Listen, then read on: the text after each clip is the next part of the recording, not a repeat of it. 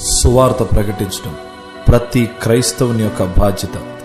యేసు ప్రభువారు మనకిచ్చిన ఆజ్ఞల్లో అతి ప్రాముఖ్యమైన ఆజ్ఞ సువార్త ప్రకటించడం. సువార్త ప్రకటించడం అంటే సత్యాన్ని ప్రకటించడం.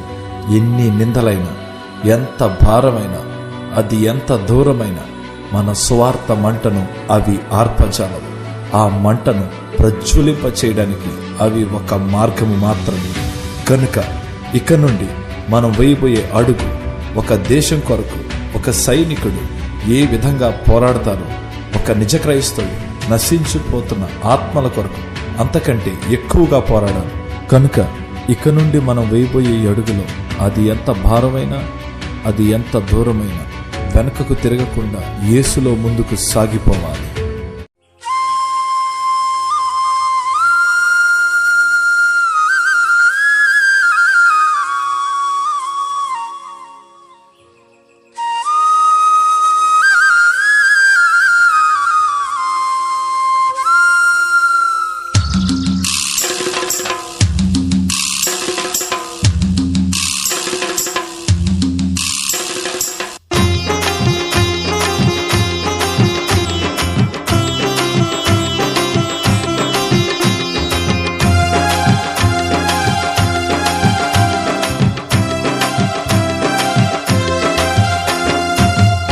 పల్లెల్లో పట్టణాల మూలల్లో వాడవాడల్లో సొగసైన మేడల్లో యేసు వార్త చాటను పదరో తమ్ముడా నాకేమని అనబోకురు. యేసు వార్త చాటను పదరో తమ్ముడా నాకేమని అనబోకురు.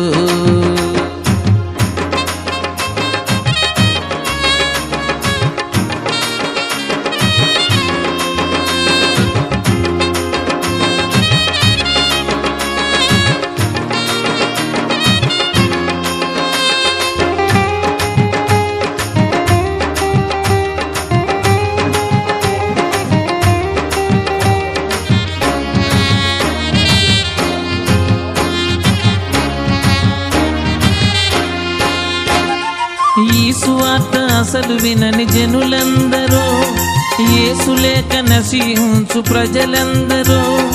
ఈ సువార్త అసలు వినని జనులందరూ, యేసు లేక నశించు ప్రజలందరూ. ప్రకటించే బాధ్యత నీ మీద ఉన్నది, దారి చూపే భారం నీకియ్యబడినది. ప్రకటించే బాధ్యత నీ మీద ఉన్నది, దారి చూపే భారం నీకియ్యబడినది. యేసయ్య నిజ దేవుడని ఎలుగెత్తి చాటరు, యేసయ్య నిజ దేవుడని ఎలుగెత్తి చాటరు. పల్లె పల్లెల్లో పట్టణాల మూలల్లో వాడవాడల్లో సొగసైన మేడల్లో యేసు వార్త చాటను పదరు తమ్ముడా నాకేమని అనబోకురు. యేసు వార్త చాటను పదరు తమ్ముడా నాకేమని అనబోకురు.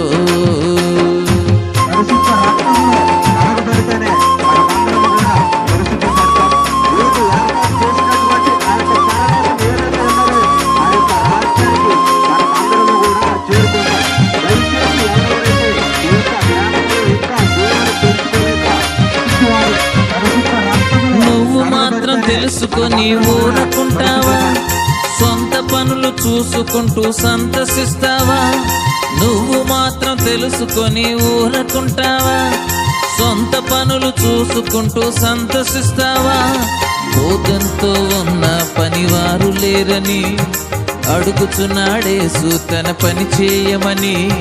కోతంతో ఉన్న పనివారు లేరని అడుగుచున్నాడేసు తన పని చేయమని. యేసయ్యను నమ్ముకోమని ఎలుగెత్తి చాటరు, యేసయ్యను నమ్ముకోమని ఎలుగెత్తి చాటరు. పల్లె పల్లెల్లో పట్టణాల మూలల్లో వాడవాడల్లో సొగసైన మేడల్లో యేసు వార్త చాటను పదరు తమ్ముడా నాకేమని అనబోకురు. యేసు వార్త చాటను పదరు తమ్ముడా నాకేమని అనబోకురు.